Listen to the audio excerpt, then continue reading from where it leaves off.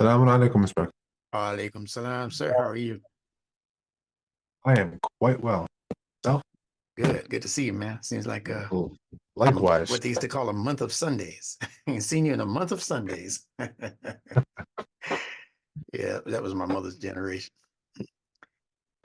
All right, so let's get this linguistic party started, my friend. Get it started. Let's do All it. right. I want to go back to something that we were discussing a few weeks back. And we're going to be making some consonantal connections. I want to try to acclimate your brain to immediately discover consonantal connections. Okay. And I find this particular strategy to be very, very good for disciplining the mind, controlling the mind. Okay. And in time, you're even going to see how people's choice of words become great indications for how they actually think as a process. Hmm.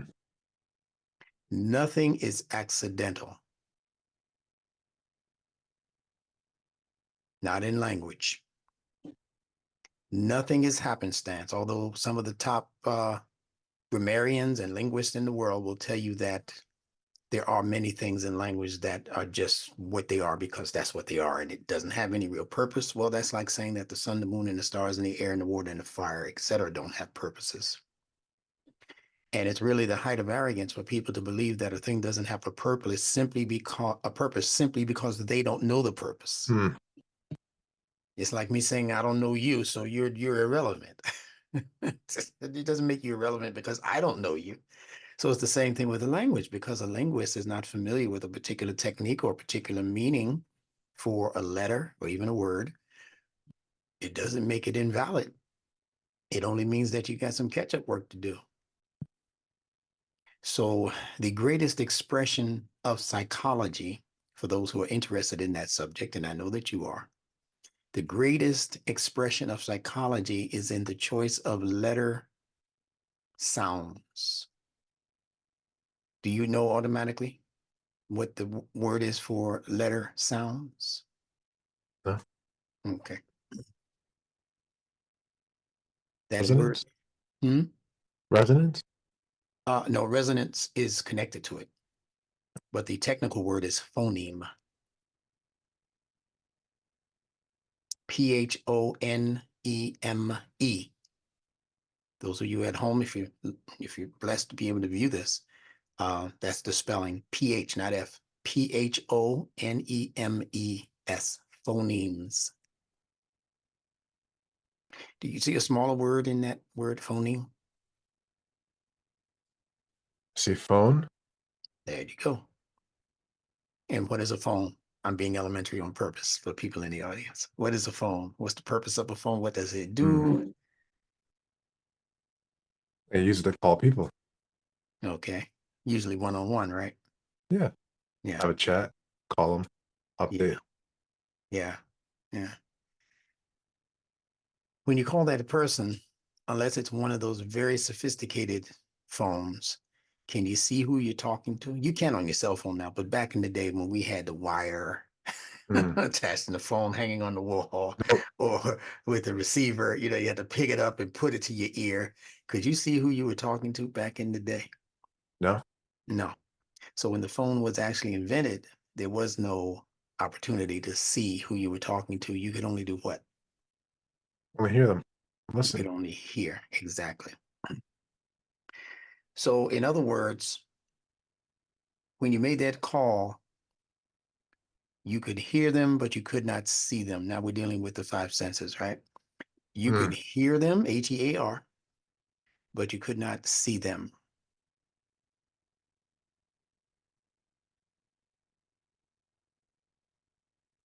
I remember when I was a very young boy, 5 years old or whatever it was, and I used to hear my mother talking on the phone.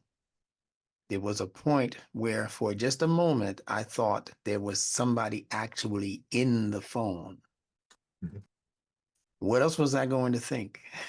I didn't know technology. I didn't know, Mhm. how these things work. So when I heard the little voice, little Betty Rubble voice, from the Flintstones. On the other end, I said, oh, that's my mother's sister she's talking to again, my auntie.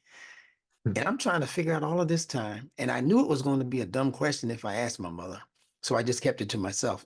One day I'm going to ask her how my aunt gets into that phone every day. But come to find out that although it was her voice, it was not technically her in the actual phone. Okay, so what does that mean?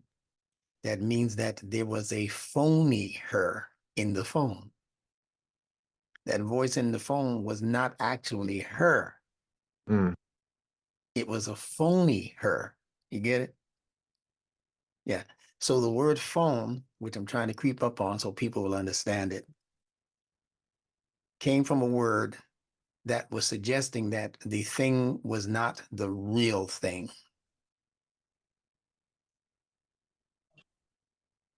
Now, how important is that for us understanding meanings for words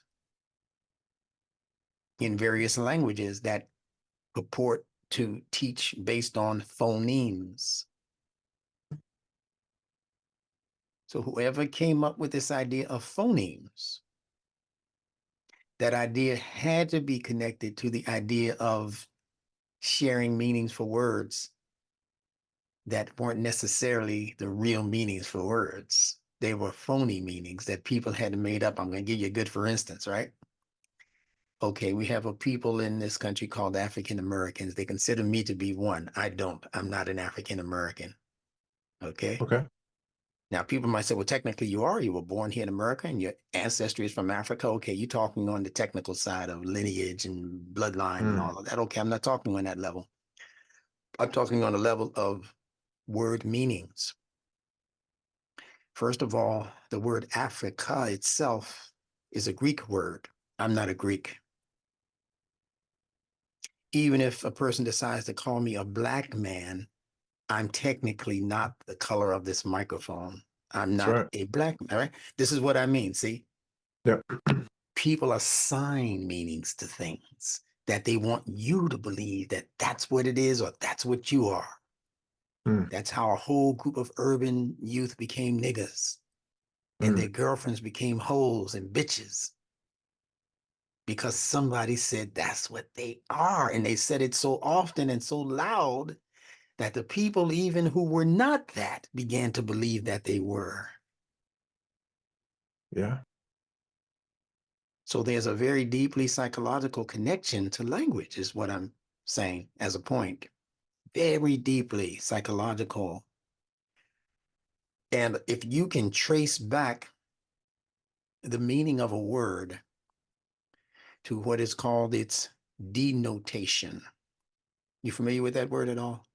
Yeah. We spoke about they Mm-hmm. used to be, they call it now a connotation, but it used to be called Yes. denotation. Yes, yes, yeah. Many, many people have heard of connotations, but very few people, even people who have graduated with degrees, might not even be familiar with the word denotation. Can you think about that word and tell me what some of its components are and what it might mean? Or if you know what it means, give me your Yeah. meaning. Mhm. Deplete, delete. So I take from that that de takes away from something. So denote, you're taking Mhm. away the note. Mhm. Denotation, that's what I'm thinking. That's my Mhm. first basis. So then you have DNT. But you could technically go with detonate. DNT detonate. Yeah. Um. Yeah. That's it. That's a great guess.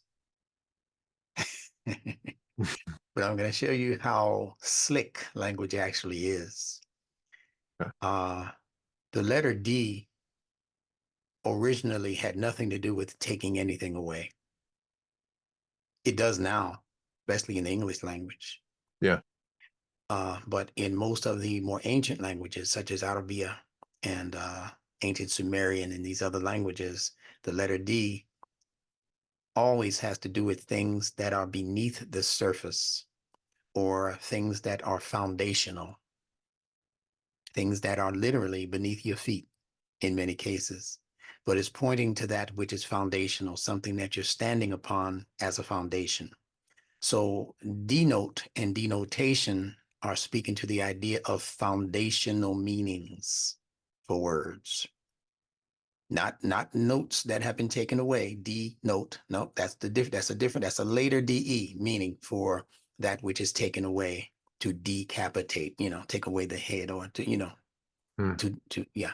But originally that D meant down.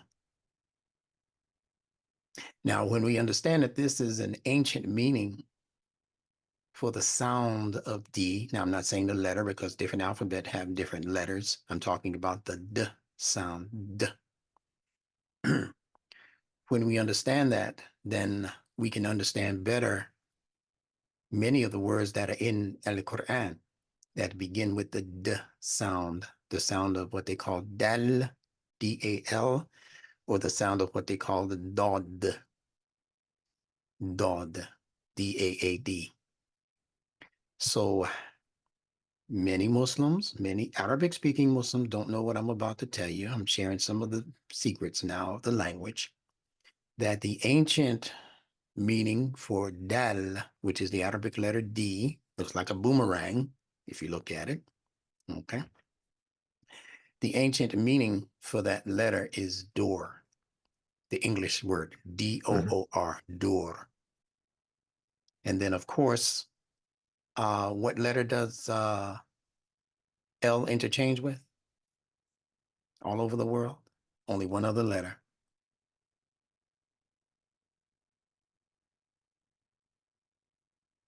Okay. Or D then. Probably what Huh? it is. Huh? D? It's not D, is No, it? no, no, no. The letter L, I think I Oh. mentioned. Yeah. L interchanges only with one other letter. That's the letter R, Oh, I thought it was Z. not L. Or is that in Arabic? No, no, not the letter Oh, not L. L, no, not L, not L. Okay, yeah, Yeah, yeah. okay. I'm thinking of Z and R. Sorry. Okay. Um, yeah, L and R are interchangeable. And here's the reason why. Now we're talking about the pronunciation of phonemes or sounds. But at this point, we can't even continue to call them phonemes because phonemes are based on phony concepts, whereas Arabic is based on fitra concepts, meaning concepts that were created in nature by Allah subhanahu wa ta'ala, the source creator. So already I've given you enough information for you to be able to draw a distinction between the world's language and pronunciation of words and letters and sounds and the Quranic reference for sound. Allah says he created us in the bellies of our mothers, hearing and seeing, in that order. We hear first because we're in such close proximity to the mother's heartbeat while we're inside of her in gestation. That boom, boom, boom, boom. If you don't hear that, you're not in there, or you're not alive in there, right? So the baby there's nothing to see there. There's no sightseeing tour in the mother's belly. The baby has to come out here Hmm. and have the rest of its senses stimulated and activated before it can begin to say, I see something. And even the first sight of the newborn baby is not even clear, it's not distinct, and it's not even in color. Dreary. When the baby get what? See, Allah is not a waster. Why waste all of that vision? Why give you 2020 when you first get here when there's nothing to see but your mother of importance? Because everything else will be a distraction for that new life, for the Hmm. life of that new mind that's trying to get acclimated, right? Trying to get those five senses, the seeing and smelling and tasting and all of that. That's a bombardment, really, of information on this newborn brain. So Allah just narrows it down, and the baby can only see they say about 3 feet in front of it. That's it, and that's close enough to see who's feeding it, right? Hmm. So he doesn't need to know what daddy looks like right now. He doesn't need to know what his house and his apartment and how nice it looks or how bad it looks. All he needs to know is his mama. So when she approaches him, he gets excited because he knows some milk is coming. Right? but it's hearing and seeing. And I think we spoke about this last time, that when you go to court, what do you get first? Hearing. A hearing. Then they start to bring witnesses, right? They open up the hearing first. Then they say, well, now, okay, I have to have people who saw something. Don't Mm, come here if you only heard something. You can only come to court and testify if you saw something. So in the world of social activity, it's impossible really to truly break away from Allah's fitrah. That's why Allah says, let there be no altering of the creation of Allah. It is the fitrah of Allah. And we're not supposed to consciously attempt to alter that fitrah. And even if we did consciously attempt to alter Allah's fitrah, the fitrah has bounced back that you wouldn't believe. It's impossible really for you to alter how a plant grows. I mean, you could make a fake one, but that's limited. That's temporary, right? So I'm inundating you on purpose with all of this information right at the beginning. So when we hear a sound, this world calls it a phoneme, but they call it a phoneme because it is not the original note. It is not the D note. It is not the foundational note. mm. Now, tell me what you know about the word note. The word note. N-O-T-E. When we write down notes, Yeah. we use instrumental notes, we use musical notes. Mm-hmm. And what are you doing with all of those different notes, the ones you take by hand or the ones you listen to through the music or whatever? What are they Mm. intended to do? Intended to carve a place in your memory, or to let you remember something, to recall something to go back on. That's right. It's providing a message that you should take the time and remember if it's important.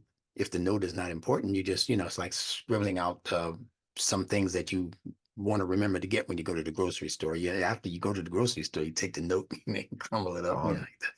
But if it's a note that is of importance to you, then you remember the note. You memorize the note. And we spoke about the 3 levels of the brain. Do you remember Mhm. what part controls memory? Yeah, the limbic. No, Yeah, you're not the right. limbic. Yeah, the mammalian Yeah, brain. Yeah, yeah. It has those several names, yeah, right? yeah. Yeah, for sure. The limbic, the middle brain, we like to call it. Right. Yeah, I call it Eve because Eve is in the middle of Adam and the serpent in the Bible. Mm. So Adam is your conscious brain. And what is the serpent? What part of the brain? That's the reptilian brain, the R complex There you go. See, lizard start brain. just coming to you now, right? All right. So the denotation of a word is the original message that the word was intended to give you based on whoever invented the word. If that person was in touch with the fitrah, they're going to give you foundational meanings for those sounds, not just the word, not just the letter. People think it all begins with the letter. No, siree. Allah never taught anybody letters. Some people think he did. Oh, he taught the prophet, the Iqra, those are letters, instructor. I got you on that one. No, you didn't. He taught the prophet sounds.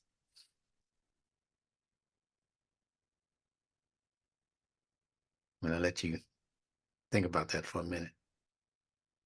It's just going perfect alignment with some of the things I've been thinking about earlier today. Okay, I'm reading you. How What, beautiful. but I'm reading your frequencies. I'm not reading your words. See, that's what I mean by Allah taught us words via frequencies. Mm.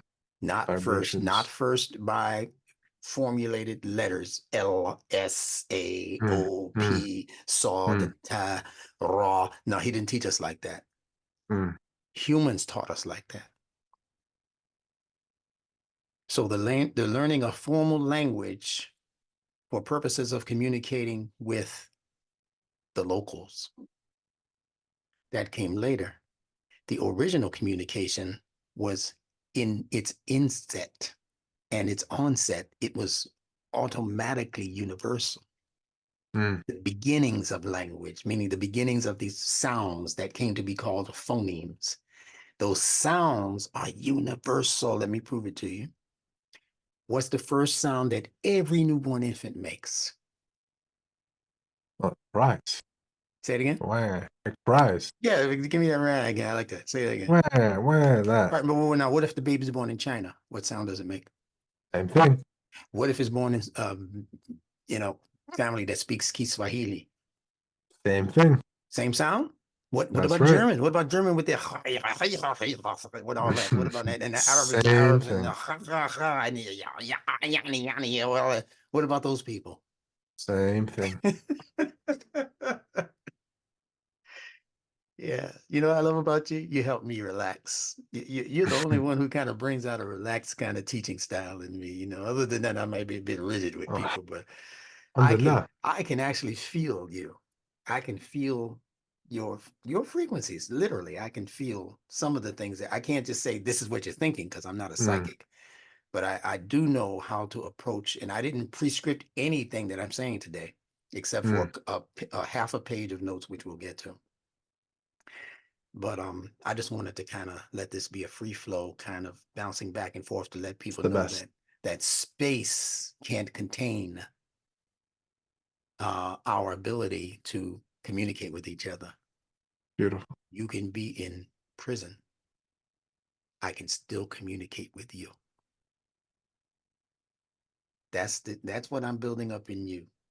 Mm, And it'll be to the point where if there's someone who's far away, distant from you, you'll talk to them the next day and you'll be able to eventually tell them what they were thinking about the night before. Now, people call that being psychic. That's being human. mm. Yeah, let me show you another example of that. Human beings go by different designations. Some people call us people, like I just did. Some people say that you are a person. Per is a prefix. It's really the SON in person that represents the real message. So per means by way of. It's an avenue for doing something. Okay. And SON is from the word sonar or sonari, SONARE, which means sonar. And sonar means, Sound. there you go. So we operate as human beings per sound or by way of sound. What is sound? Now we're going back to the frequency thing again, right? A sound is not a formalized letter. You don't have to say T or B or a W for it to be a Mm, sound. You have to have one of those 7 categories of pronunciation that the human mouth is eligible for. The human mouth, no matter whether it's in any of those lands we just discussed, could be in Australia, England, it doesn't matter. The human mouth, no matter what skin color is attached to the person who's speaking it, can only speak from 7 compartments of the mouth. And we'll talk about those 7 next week or next class, inshallah. So what does that mean? It means that since human beings can only speak from these 7 compartments of the mouth, that there is truly an original language if you know how to tap into those 7 sounds and go beyond just being able to pronounce those sounds into being able to interpret those sounds psychologically. And Allah gives us the first hint. Every time that newborn baby cries, what does that cry mean? Every mother knows the answer to that. You tell me, what does that cry mean through the mouth Hungry. of a newborn? Usually hungry. Usually, or what else could it mean? Wants comfort. All right. You got another, Safety. you got another. There you go. That's the one I'm looking for. Yeah. Safety. Safety. What does the word Muslim mean? True human. Salima, salima, salima means It's representing one who is after safety first. You cannot even be comfortable enough to eat or drink if you're not Mm, safe first. Maslow picked up on it, Abraham Maslow, the hierarchy of needs. that's right. At the bottom of the pyramid, you know it as well as I do, safety is number one. We call ourselves Muslims, but we have to recognize also that the word Muslim, if you look it up in a good Arabic English dictionary, it's going to also say safety. And it's going to also say completeness, wholeness. Mm, And you feel most safe when things are in their proper places. hmm If things are not in their proper places, you can't rest. Not if those things and those places are important to you. If you come home and you're 3 years old and mama ain't there because, whatever reason, she got delayed on the subway or whatever, you used to mama being there when you get home from school. You're 5 years old, you're 6 years old. You start asking about mama and people can't give you questions to satisfy that little growing intellect in you that makes you comfortable knowing, okay, oh, well, mm, she'll be here eventually. No, if my mother didn't come pick me up from school, I had a hissy fit. I'm used to my mother. Don't send my brother. Don't send my uncle. Don't send a stranger. Please don't send my next door neighbor. I want my I want my mama. You understand what I'm saying? That's the developing intellect doing that. It craves safety. And as you said, comfort, being comfortable. That's the Muslim nature. That's why it means human. That's why Muslim means true human. You want to say anything behind that before I continue? I'm listening. I'm You're all tuned ears, in. all ears. All ears. All right. Yeah. Um,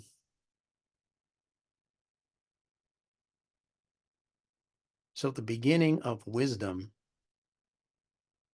is in disciplining oneself for hearing frequencies. That's the beginning of wisdom, not for hearing words, not for hearing letters first, but for hearing and registering frequencies.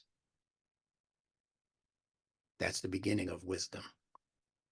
Because that same cry that comes from that infant is signaling distress, emergency, discomfort, fear. That same cry, and the mother usually is tuned in enough sonically to know which cry is which. Daddy's still over there scratching his head thinking the baby's hungry, and he doesn't realize the baby was just fed 20 minutes ago. That's not hunger. She said he's wet. You understand? He's sitting there scratching his head reading the newspaper, like, how did you know that? It sounds the same to me. But she's tuned in to the frequency of the cry. If I had to transliterate that cry, it's going to be A-H-H-H-H apostrophe, apostrophe, apostrophe. That's how it sounds. Ah, ah, right? But if I'm tuned into the exact station on the dial, then I know that's not WBLS he's playing. I know that's, WKGB AM and not FM because I'm tuned into that frequency. I know where it is on the dial. That's how mothers are, who are still in their mother nature form, still in their fitra form. They still recognize that in the baby. They can even recognize it in somebody else's child. I've seen that. All right. Now, hearing comes first. Allah created us in the bellies of our mothers, hearing and seeing. Hearing and seeing. Going back to the court example, when you're summoned to court, Mm, you're summoned to court to appear at a hearing, not a that's right. viewing. It's not a funeral. We're not inviting you to a viewing when we tell you you got to be in court. We're summoning you. Now listen to the word summon. That's actually an Arabic word. It's the word someone. Summun means deaf. Means that the ears are not yet registering the sound. Allah says, Summun bukmun umyun. Deaf, dumb, blind. They will not return to the path. Too far gone. So the first thing that we have to make sure becomes activated is our ability to hear. See, a lot of us want to be able to speak and talk and talk and talk over people and talk and talk and talk. And they're just sitting there waiting for you to finish talking so they can talk some more, talk, talk, talk, talk. When they don't realize again that the first step towards wisdom is the ability to hear. Listen. Could Muhammad the Prophet have received the revelation and spread that revelation before hearing the revelation? Mm-mm. Was he bumping his gums up in the cave when Jibreel was attempting to teach him? He wasn't up there trying to tell Jibreel what he knew. Jibreel, I've been around 40 years, man. Just, slow down your roll, man. I got some things I think I can share with you. No, you zip the lip. They say Jibreel put a stranglehold on him. But what was the name of the cave where he received that first revelation? I do not remember specifically. It's not a problem. This is a learning curve for all of us right now. The name of the cave was Hira. Hira. Uh-huh. Get it? Yeah. Yeah, that's where he had his first hearing. Mm. That's when Allah called him to his court. And the court that Allah called him to was the court that we would now call the CoRe. Forget the T. T is 9 times out of 10 an addition to a word that people are attempting to feminize. Just like in Arabic, we have the tab marbuta, which feminizes a word. Same thing in English, but they don't tell you that. Instructor Benjamin Bilal is probably the first and maybe the last one to tell you that the T in English is also a feminine T in many, many cases. So wherever you see the letter T, even in the English language, it means that it can be affected or infected by an outside agent. That's what the T is. And it's feminine in so much as it can be affected by any masculine entity or influence. And by masculine, we don't necessarily mean male or man. It just means any influences that come out to infect and affect other things or other people or other circumstances. So it can be my mind that I'm putting into you. I am inseminating you with my ideas. My ideas are my mental sperm. But if your mind is not open, if your mind does not assume the feminine position, you won't learn anything from me, or you might be right to not accept stuff from me. I'm not supposed to have these crazy ideas in somebody else's head floating around, waiting to give birth to my ideas so I can use them for my purposes. No. But if it's something that you know is going to be conducive to your growth and development and help you to continue to grow mentally, morally, spiritually, then you open up yourself to the new ideas that I am inseminating you with. Inseminating. See the S-E-M? It's the same S-E-M in someone and summon. I'm calling you. Come towards me.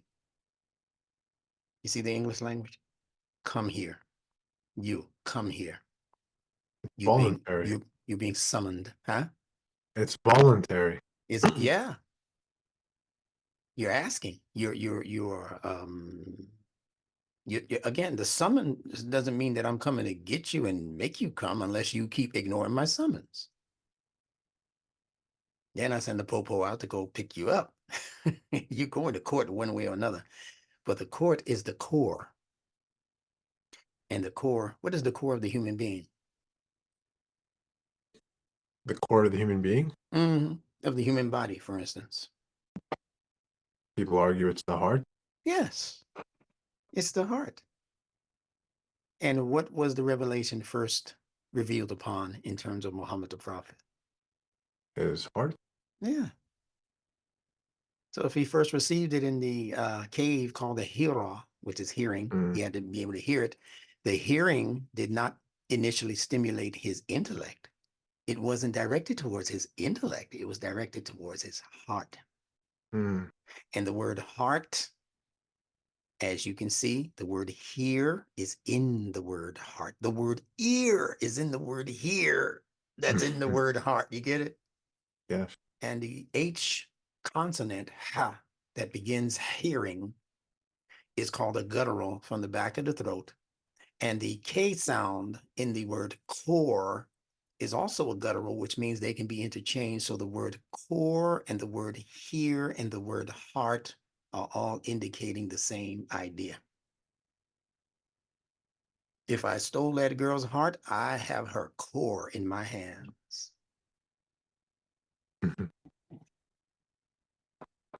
In Spanish, they would say corazón. Mi corazón, my heart. Core. The heart is the core. The word ikra indicates the core. Ka-ra-a.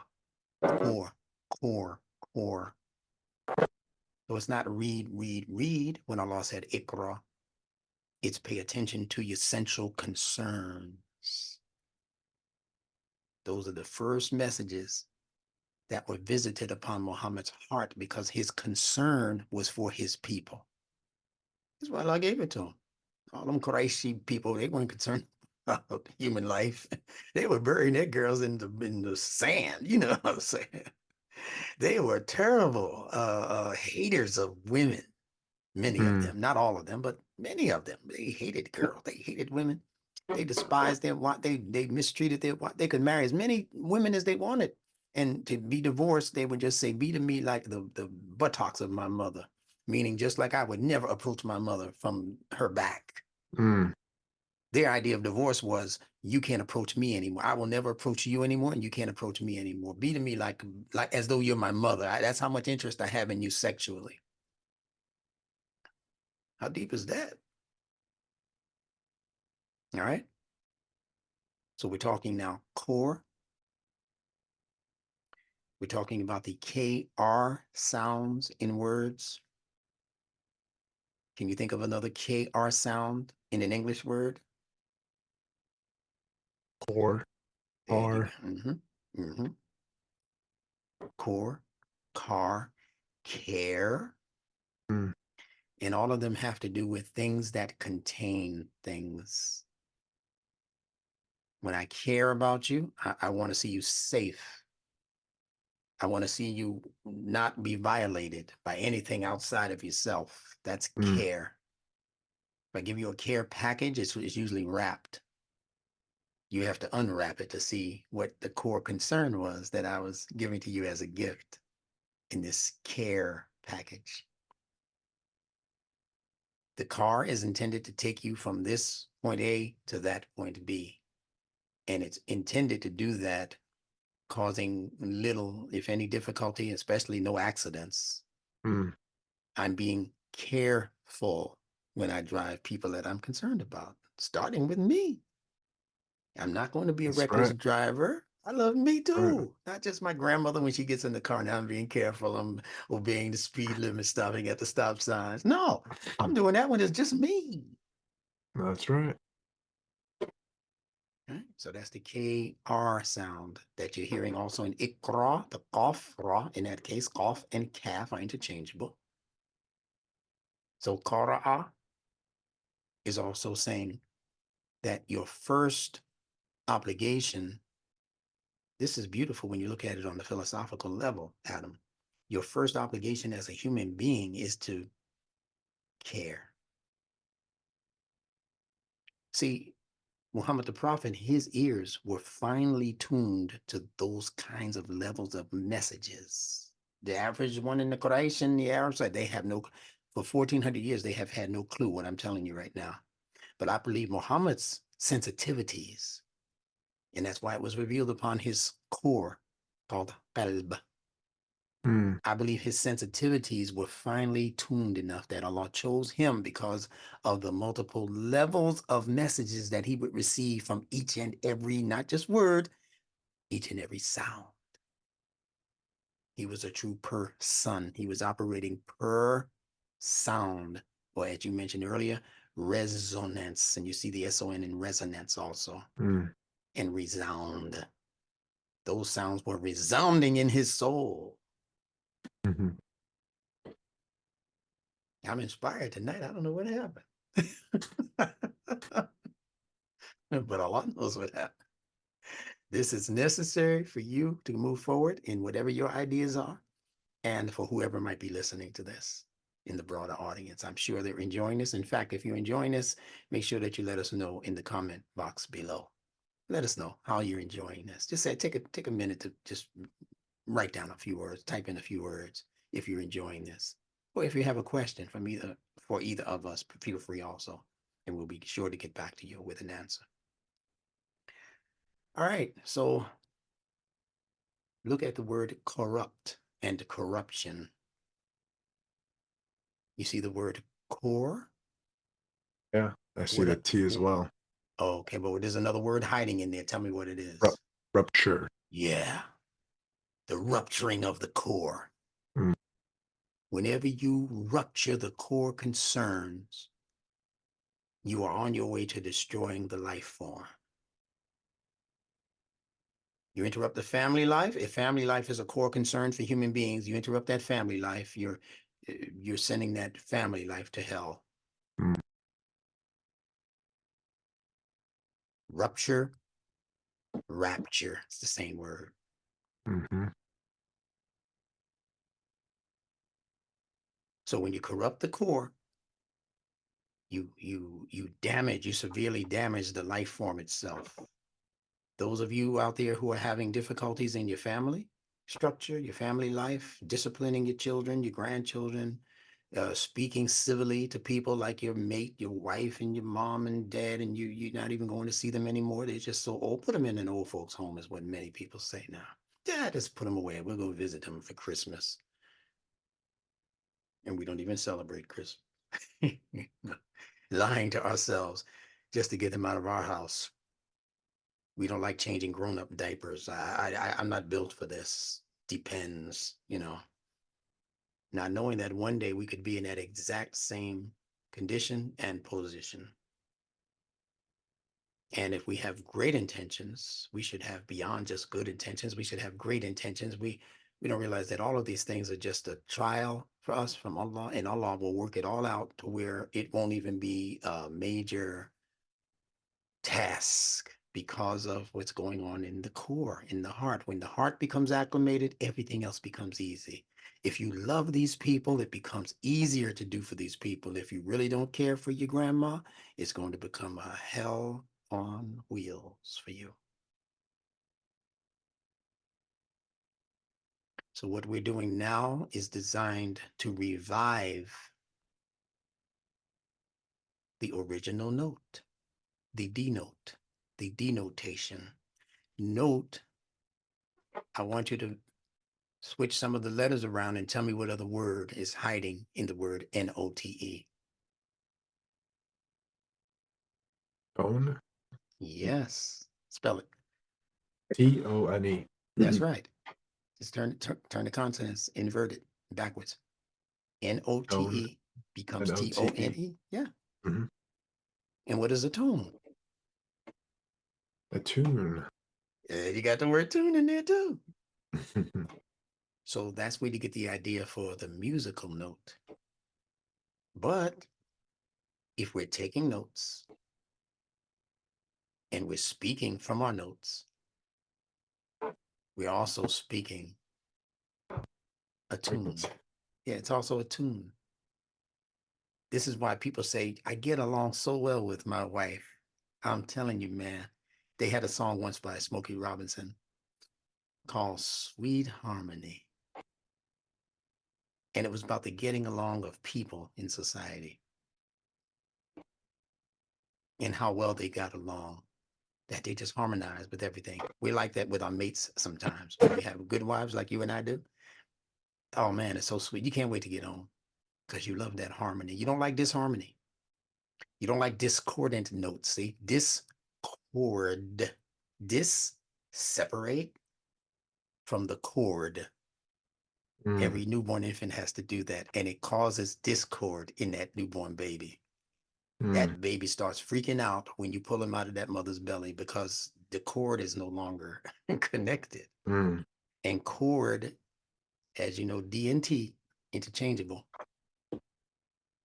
So cord, court that we mentioned earlier, where the mhm. summons is taking you to, and card, T and D are interchangeable. So card is gives that's what gives us the word cardiac. And what is cardiac?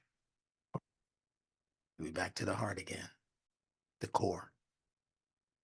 Allah says what? Paraphrasing, he says to maintain that connection between you and Allah, hold on to the cord. Sometimes they translate it as a rope of Allah. Mm, What is that? It's the same cord that was feeding you when you were in your mommy. If that cord became disconnected from that developing infant, the infant would die and the mother would die. oh, I did not know that. Oh, Mother no, would die. if the cord became disconnected, if they don't get that baby out 1, 2, 3 ABC right away, Uh, that baby, once he loses his connection to his life source, and if he died, now it might not happen right away. Now I know some women whose babies have died in gestation, but they had to get that baby out. They had to give okay. her whatever it took to get those, those cramps moving to push that baby out of there, or they had to go get it. Mm, So that's called discord. That's what society, on the most part, is going through right now amongst people who disagree with each other for whatever reason, political reason. I'm a Republican, you're a Democrat, I'm black, he's white. What do you know, these stupid mhm, artificial reasons for us not getting along with each other? mhm, I have an accent, you don't. We come up with these fake, phony, mm, fictitious reasons to not get along with each other in the way that Allah intended us. I'm a Muslim. My mother's still a Christian. I don't want to talk to her. She still eats pork. She still does this. She still does that. You talking about the same one that pushed you out of her belly 18 years ago? And now you can't talk to her because she still eats pork? You understand? This is the weird world that we've inherited, that we are obligated and responsible for bringing back to its fitrah-based center, or to its fitrah-based core. We're obligated. This is why I teach like I teach, and for as long as I teach, I'll do this until I die. I'll die, I believe, teaching somebody something because I'm obligated. That's how Muhammad the Prophet was. Don't we want to be like him? So we say. He died teaching people. From the indications that I read about, he's called Bilal and he's called this other Sahaba and he's telling them what to tell this one and that one, how to distribute the rest of his belongings. He's teaching. He mm. brushing his teeth, he was suave. He's the original Rico Suave, the prophet.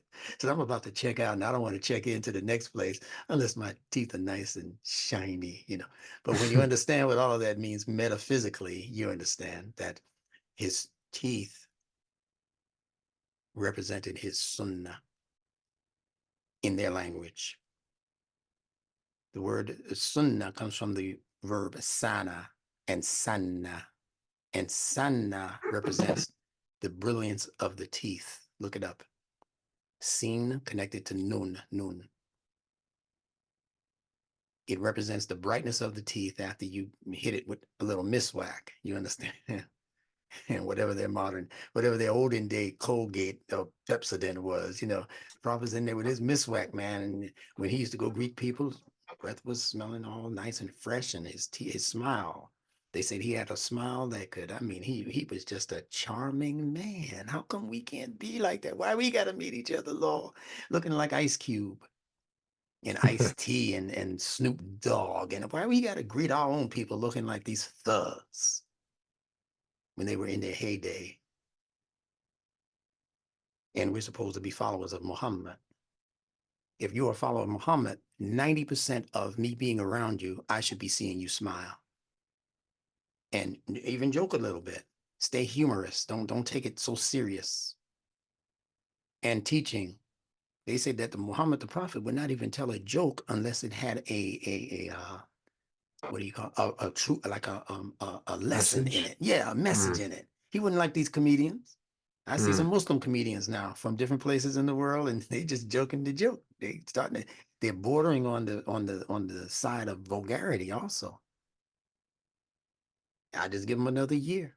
Some of them are from India, some of them are from here, they're from this other place, and that, and some of them are Asian, some of them are, and they're creeping towards the threshold between what is acceptable and what will eventually become detestable, because the more famous they get, the more they're going to have to acquiesce to the snakes that are in that industry, who are going to say, if you want to make more money mm, quickly, talk about your wife's boom boom, that kind of thing. mm.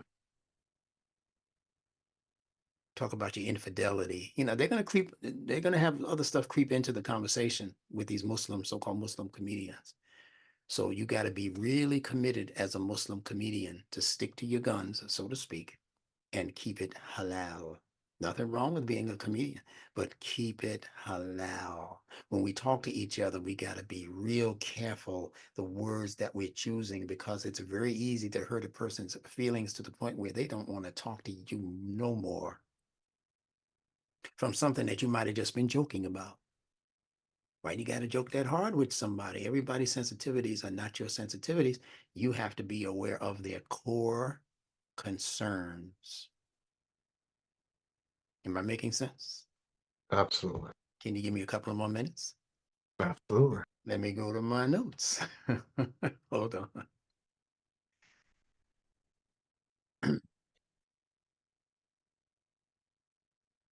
So I'm going to say a few things about blood representing the sharing of our social concerns and sensitivities, the sharing of our social sensitivities. You can read that first line there. Blood circulates in a circular fashion around the body from head to toe. Okay. So this indicates for us that the blood is actually performing a circular motion. What's the purpose for the blood performing this circular motion in the body? It's a loop, it's a cleansing. Explain more. Give me some more details. Absolutely. When the blood goes from head to toe, it circulates around organs, and that has its own internal mechanism, and each organ serves its part.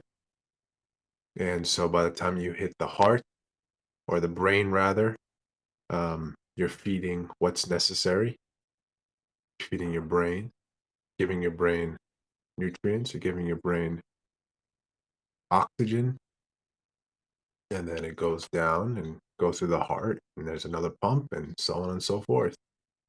Good. Um, Another question. yeah. Hmm. So which organ gets the first uh, feeding, if you will? And I'm gonna limit it to the heart Okay. and the brain. Which one of those two organs gets, well, Priority. one gets preferential treatment, but which one receives those nutrients first or primarily? I'm assuming the brain. And what is The it about brain. the brain? What is it about the brain that gives it priority? Hmm. Because that's where the lizard brain is. That's where the instinctive brain is. That's where it regulates everything within you. Assuming. Good. That's a good rationale. But let me give you the correct order. Okay. What's the heart? Yeah. The heart is the organ that is responsible for assisting in the purification of the blood once it has traveled the loop that you just spoke about. Hmm. And when it comes back up, it's in need of purification. So it has to go through the liver and several other functions in the body in order to be re-delivered back into the four basic chambers of the heart. The heart has four chambers. Hmm. Once that blood has been purified through the liver and it's back into the heart then distributes the blood, and that's when the brain gets the preferential treatment before the kidneys, before the lungs, before the other organs, the spleen, Mm. and yeah, the blood, as important as it is in those other organs, Allah designed the body to give the brain preferential treatment. And by preferential treatment, I'm talking about the majority of the blood supply. 85% of the blood is given preferential treatment by Allah sending it to the brain first before it gets to the big toe and the small toe and the sex organs and all of those other that we think are very, very important. Oops. The That's blood mine. does. Oh, okay. The blood doesn't go there first. Okay. Hmm. The blood goes to the brain first. So that right there, without any scholar or professor or teacher or anybody academician telling you how important the brain is, Allah told you how important the brain is. Once you learn that fact, Allah told you your brain is very important. But your brain without your heart ain't saying nothing. You can be brain dead and still live, right? It's true. But you can't be heart dead, even though your brain is still active. When the heart goes, if they don't give you a heart transplant or revive you, CPR or whatever, Mm. you're out of here, partner. Mm. So what does that tell you as a priority in Allah's estimation? Four. The core concerns are the priority. So we have to make sure that we decide on what the core concerns should be for us as individuals and as a family group and as a collective group of community people and as a neighborhood. All of these different facets of the social life have social concerns that have priorities. And all of the priorities should begin with what is best for the group, for the collective. So continue to read below the main title there. You read the What is the first. purpose? Yeah. Go ahead. What is the purpose for nutrient? Okay. A nutritious substance. There you go. A nutritious substance, meaning providing nourishment, which is from Latin, nutrientum. Pres- to nourish, suckle, or feed. Okay. You sound like you're a little bit Um, too close to your microphone. I'm getting some feedback, some static or something there. how about now? Keep talking. Saying 1, 2, 3. Yeah, that's better. All right. Yeah. Yeah. So that's a nutrient. Now there's another word that's related somewhat, and that's the word nourish. So without me showing you the meaning from the dictionary, can you tell me what your idea of nourish or nourishment is? Yeah. To nourish is to feed something of nourishment, nourish, nutrient, and something that's nourishing, something that is feeding you with that what you need, Yeah. something that is giving you what your body needs, your core nutrients.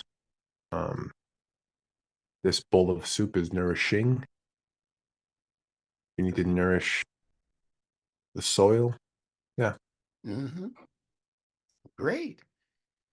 Now, I'm going to explain to you how these two words are related. Now, here's where I want you to pay more attention to the consonantal connections, okay? Hmm. In the word nutrient are the significant letters N, T, R. What other English word carries those three signatures? English. N, T, R. Nature, neutral. Yes. Stop at nature and neutral, but let's start with nature. So the ideal nutrition for a human being is found in nature. Whatever you're doing that's not natural, Mr. LGBTQ, XYZ community, and others, whatever you do that's not natural, Mr. Gangster, who's committing crimes against humanity, who's fooling around and disrupting his family life, rupture again, disrupting his family life or her family life based on their activities. Whoever is out there doing that, you're working against nature. And as the commercial used to say when I was a young boy, it's not nice to fool Mother Nature. See, nature comes back with you with a vengeance, because nature is what you called neutral. See, NTR neutral. Nature is neutral, meaning what? Nature doesn't care if you get your ass whipped. Nature loves to teach lessons. Nature will uproot a whole forest, do a forest fire or something, and a new growth will occur months after that to begin that same process over again. And nature won't think twice about you. You go jump off a 100-story building talking about let me end it all and all of that because you're depressed or whatever. I don't care how good a person you've been morally up until that point, you're going to die. Because nature don't care. Nature is neutral. People say, well, that doesn't sound like Allah. Yes, that is what Allah does. That's what he does. Allah, the word Allah and the English word allow is the same word. It means the same thing, that Allah is the one who allows. Now he said, why would he allow me to kill myself? He didn't allow you to kill. Allah says in the Quran that he's not even really punishing you, that you're punishing yourself because he gave you a brain. The Mm. same brain that gets that 85% blood flow. He's helping you through every stage of your development. He's giving your brain fresh oxygen, fresh blood, fresh nutrients. He's giving your five senses a choice whether to look at this stuff over here and waste your time with that, or to look at something that's going to really enhance your brain and your mind and your community. Yeah, he's giving you choices. So once you make the choice, he allows you to do that thing because he gave you enough sense, common sense, not school sense, not academic sense. Allah gave you, if you've never been to school, he still gave you common sense. So if you go ahead and do those things, he's going to allow it. Now he's going to put things in your way to make you think about what you're doing before you commit the whole thing that you were thinking about. And we say to ourselves, oh man, Allah was saving me. He didn't let me do it that time. But you keep do it 2 or 3 times and see what happens. He's going to just let you do it. Because Allah allows. But he gave you a brain so that you would stop yourself from doing wrong. Because he put a moral meter in the human heart, in the core. And even the infant knows it and registers that there's something in the infant that says this is wrong, even though he can't speak a language yet. He'll cry, that's his language. I don't like when he does that to me, or when he, whatever. The way he said that to me, the way his voice sounds, I don't like that. The way he's manhandling me, trying to change my clothes. Where's my mother? Daddy, get off me, Dad. That's what the baby's saying to itself. Why? Who are you? How come you're not gentle like the other person who I started out with? You understand? Why are you rushing me through the milk and the bottle and you spilling it all over my neck? And get away from me. Go find that other person. I think that was my mother. I think that's what y'all call her. Go find her. Okay. So these are things that are built into us, but the moral sense of what is right and wrong is not a part of nature. There's no such thing as moral sense or moral obligation in the creation.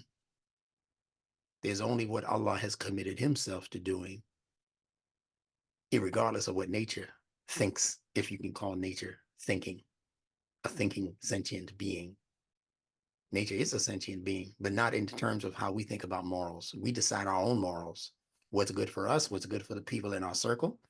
And then we go on making our rules and regulations and disciplines and the do's and the don'ts and all of that for ourselves, because Allah gave us that freedom as human beings to decide for ourselves good, bad, clean, filthy, acceptable, unacceptable. And we do that for our little social circles because we're social beings with social sensitivities. And one thing that affects me might not affect you on the other side of the river or the other side of the mountain. And that's Mm. okay. Allah accepts that. Allah allows that. The people over there in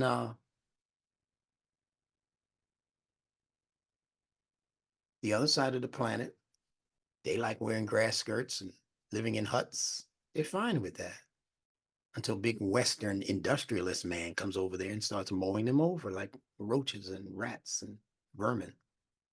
They were fine with that. The Hottentots and places in Africa and the people over there in the Amazon, they perfectly happy in their little family circle. And, if the man wanted to marry two wives, that was no big deal for them. Mm. If the woman wanted to do manual labor, there are some women there are some countries in Africa where the women build all of the huts. Huts made of dung. These people are serious people. They take cow dung and make homes, and they let it dry out. It has no smell after that. They make the bricks and they build the homes in certain parts of Africa while the man defends the borders or goes hunting or whatever he's doing. She said, I'm not going to sit here and not have anything to do. I built a house. All this foolishness, you got to be a man to know how to build. No, you don't. Allah allows. Makes sense. Yes, sir. All right. So the nutrient is connected to the nature. What the human being needs to be aware of is that above and beyond nature is nurture. So there is nature and its Mm. complement. Its complement is nurture. When you get to the level of nurturing, that's when human moral sense kicks in. Insan. Hmm? Is that when the person becomes qualified as an insan? Yeah, it's right at that level. Before that, they're just nasty. They're just nasty and nosy. Mm. Like babies, they're growing. The baby would take stuff out of his diaper, throw it on you. What in the world are you doing? He's laughing. He's throwing stuff at you just like gorillas in a monk in a zoo, right? Mm. He'd take dung and throw it at you if you keep messing with him. And that's how babies are because we're growing. Nas is the stage of human evolution that is ruled over by curiosities. It's the stage in every human being's social development where they become just overly indulgent in their curiosities. Mm. And we call curiosity that power in the human psyche. We call it we call it being led by the nose. See, when they call you nosy, they mean you're curious. Mhm. But you can be too curious about stuff that's not your concern.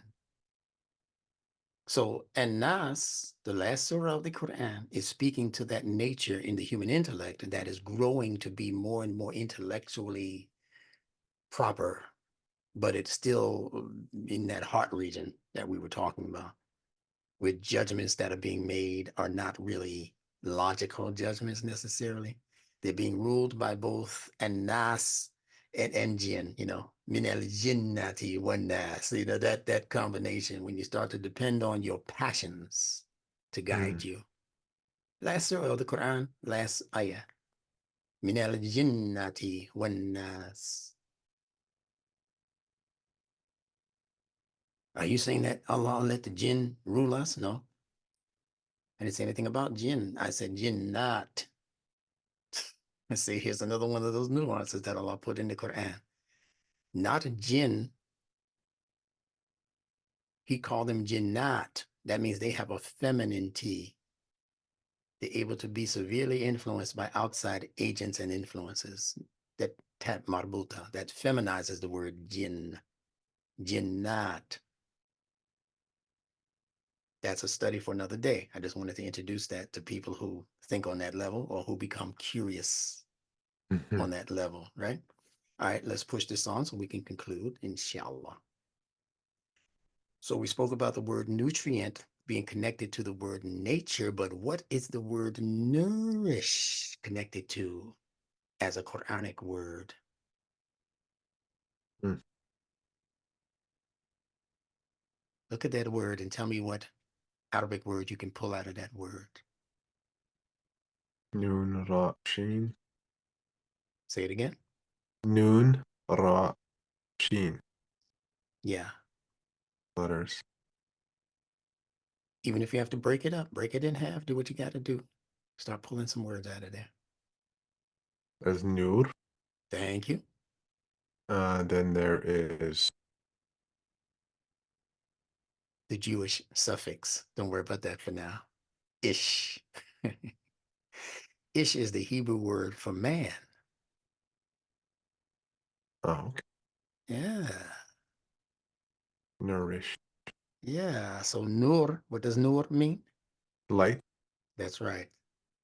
A whole feeds surah the in the mind. Quran. There you go.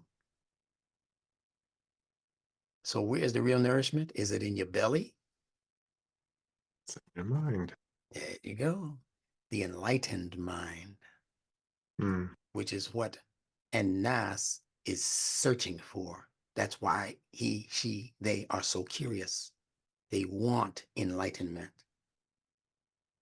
It's just beginning to dawn. When the sun first comes up, that's when you become curious about all those sounds that you heard during the night that you were scared to go out and investigate.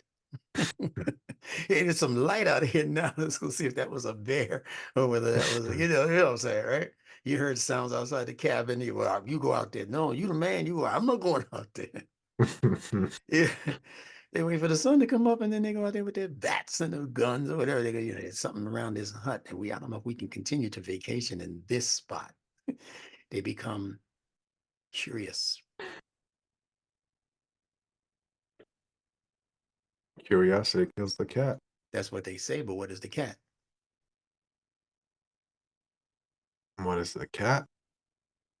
If you had Genetically? if you had to choose between a cat and a dog in terms of pure intelligence and conniving ability, which one would you say is the Oh, most? Huh? the cat. Yeah. So Absolutely the the cat cat. represents the brain. The cat will do what it needs to do to get your favor so they can get that food from you or get what that thing is that he wants. He ain't really in love with you. She purring Yeah. all up against you. Yeah. You know, and you go, oh, she loves me. No, she don't. She want that food. It's time to eat. But the dog will rub up against you and mean it Mm, because the dog represents the heart. The word for dog is kalb, Kalb, kalbun. The word for mm, heart is qalb, Qalb, mm, kalbun. It's the same thing because the heart, according to some scholars, has the same proclivities as the dog. The dog is loyal. The dog will defend your life. And that's how the heart is supposed to be. But the cat, you go to the hospital and tell them you want a CAT scan and watch what part of the body they go to. Ain't gonna be no probing of the heart with a CAT scan. That's all cerebral. You see what I'm saying? So the cat represents, and that's why they love these things in ancient Egypt. They worshiped the cat in ancient Egypt because they were brainy people. They were people who had already risen above the curiosity level into the level of Anas, oh, pardon me, El Insan. mm. And then they eventually became insane. Right there in ancient Egypt, they became insane. And the reason they became insane is because they kept trying to hide the knowledge after a while. They kept trying to hide it. The Greeks came in, they wanted to say, hey, I'm not.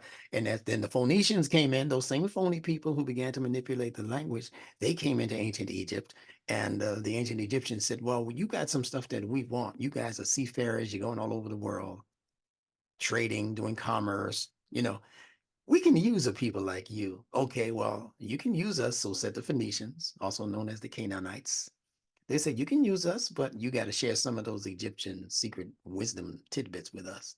They said, okay. But the ancient Egyptians began to gyp them. You get it? Egypt. That's how they got that name. Some people would disagree. I know the history of the name Egypt. I'm telling you that there's the public and publicized meanings for these words, and then there Hmm. is the secret society meanings with a handshake and a wink wink. This is really what we meant. We're gypping these people out of the true knowledge. So they did what the Phoenicians ended up. That's what the Phoenicians learned to do it, because they peeped what the Egyptians were doing with their knowledge. They said they're gypping us. You know the gypsies. They say, be careful when you're around a gypsy now. Hold on to your wallet, your purse string. The gypsies will gyp you. You understand what I'm saying? Yeah. All right. Let's finish up here. So, nutrient related to nature. Nourish related to nur, light, enlightenment. And you have to have the nutrient in order to be nourished. The blood, in order to nourish the body, satisfy the body's concerns, it has to first have nutrients in order to do such. So nutrients come first in the same way that nature comes first. There was no human being before Allah established the fitrah as nature, natural objects in creation.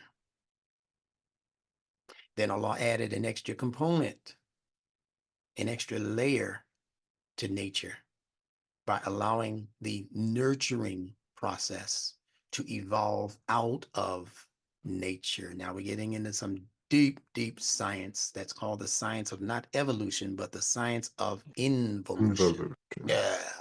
And we're going to pick up there next week and talk about the difference between these two. So if you have any notes or anything I've said video wise, that's your homework. So let's just put a tail end on it. So we already know, you've already answered for us, what is nutrition? And we know that we need nutrition in order to nourish ourselves. So the purpose of you going to nature, or what they call back to Eden and back to nature and back to natural eating and back to, doing all of those things that are good for the body. The purpose is so that you might be able to build up your nutrition factor. Now, the nutrition is going to cause that flesh and blood body of yours to operate at its apex. Mm. And if the body is operating the way it's supposed to be operating, it frees the mind to be more excellent in what it's designed to do. But if the body becomes burdened by disease, sickness, pains, and aches, and all of that, it takes the mind off of the higher objectives that Allah created the mind to operate upon. So we're supposed to be inventive, we're supposed to be all of these other things, but we can't be those things. We can't be those things because we haven't done justice to the vessel, the buddy that we call body. This is your buddy. Why are you treating your body so bad? Why are you treating your buddy so bad? Your buddy has needs, but we bypass what our buddy's needs are because we become selfish. And we begin to think that the mind is really all it's about. Let me just learn something new. Let me just continue to be curious. And it's that curious nature that does us in after a while when we take it to the extreme. When you start minding everybody's business but your own, that's the beginning of your downfall. And the curiosity will no longer serve as a cure. You see the word cure in curiosity? Your Mm. curiosities, if they stay in the fitra based pattern that Allah created the infant's curiosity or the toddler's curiosity, those are natural curiosities and they learn fast. They learn what not to do quick. Tap of the hand, what, what do you know not to do? It's like the dog, you hit him on the snout with the newspaper. I don't even do that no more. Right? So you have to do these things and you have to inculcate these habits and these protocols. And this is how we teach our children. But you can't do it in a way that dampens down their curiosity, where they're scared to ask now. These are the same children that end up in grade school And automatically, with nobody else in the seats, they go straight to the back of the class and sit down because they're trained like that at home. To don't ask no questions. You get in trouble for asking questions. We ask questions at home. Stop asking so many damn questions. Some parents talk to their children like that. Go ask your father. Oh, you can't ask him because he ain't here no more, is he? You know, come on, I'm 5 years old. What are you bringing it to me for? I tell you what, I'm not even going to ask any more questions. See, and that's the beginning of the downfall of the human intellect at 5 years old, 7 years old, 12 years old, from Becomes so compulsive. something that wasn't even your fault. That's right. That's right. And when you start getting into those compulsions and impulsions and all of those things that have the word pulse in them, now you've crossed the line from natural human to jinn human. Mm, And that jinn is typified in the Quran through the one called Iblis, BLS, Iblis, BLS. B interchanges with P, so in English it becomes PLS, the root letters for pulse, compulsion, impulsive, explosive. mm. I'll let you have the last word.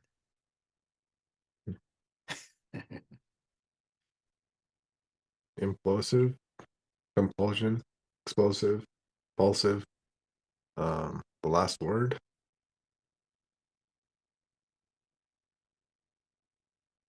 I don't remember. No, no. When I say the last word, I mean I'll let you have the last statement for the Oh, oh, yeah, gotcha, yeah, gotcha. I see. You can tell me that I'm sleepy now. yeah, yeah. I'm about to let you go. No, it was good, good. I was looking forward to this. I've been reading the Asking It Is Given. Yeah, Today I dedicated a portion of my time to that, and good, in good. doing so, I was practicing the rampage appreciation, couple of things, and I noticed how naturally those are within us. Those um, practices where we engage in appreciation, where we do creative writing and things of that nature that allow us to focus on positive feelings and then generate that and so on and so forth. Yeah, And I really liked it because it showed me some things I never thought about that complements what I already know. And in that moment where it says it allows you to freeze up that resistance, it sort of removes um, the brakes, the brakes you have, and usually in manual cars, yeah, some automatic cars have that. yeah, That's yeah, that's where I come from. That's the analogy I come from, but from the book Release Your Brake by Jim Newman. So removing that resistance, and literally within seconds after that is when I was got this thought, this feeling, this vibration, this hearing that even though I'm looking at the words and I'm registering them, it's not really me. It's not really what I am at. Um, I don't know how to explain it, but you touched upon it when you said that it's all frequency, it's all sound. yeah. I don't know how to explain it, but I was in such a deep, I was entrenched in it. I was inundated with this um, discovery, self-discovery within myself, actually. Mhm. Not so much so as something out there, but so much as so from my own perspective Got you. that it can be English, it can be Arabic, it can be whatever. It doesn't matter.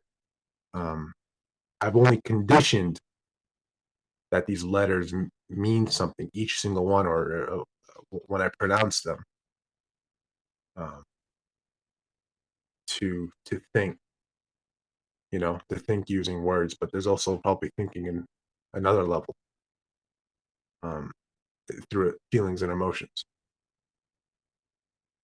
But I don't know how to explain it. But that was in perfect alignment with You when don't have to be able to explain it yet. yeah, it was in It, perfect alignment with with what you have touched on earlier when I was saying that that's an exact alignment with what I was thinking earlier today. yeah, It was like the same exact thing. So yeah, you explained what I could. So yeah. They call it a wavelength. yeah. Yeah. You see, I believe that Allah is choosing you to assist me in establishing the first fitra-based psychology,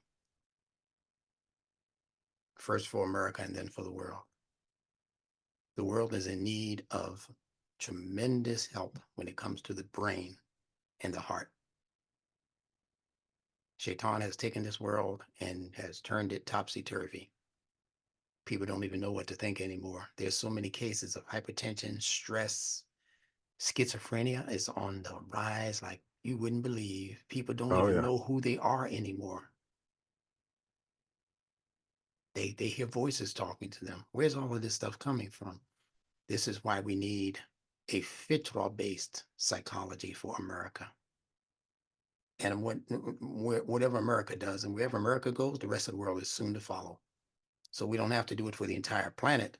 All we have to do is establish it as a bona fide, not school of thought, but school of thinking. We don't need any more schools of thought. Thought, that word is past tense. If I tell you I have some thoughts, these are things that I've already thought about. I've Mm, already memorized that. But if I say a school of thinking, thinking is active, ongoing. mm. I was thinking about you just 5 minutes ago. I'm still thinking about you. I'm glad you're here. Yeah. So no, we're going to establish a school of thinking that is fitra based. It's going to be based on the two principles we mentioned today. Nature, what was the other one? And neutral. Nurture, not neutral. Oh, nurture. Okay. Nature Nurture. and nurture. Evolution and involution. See you in a couple of days. Assalamu All right. alaikum. And wa alaikum assalam. Take care, All instructor. right. Thank you. Yes, indeed. Thank you.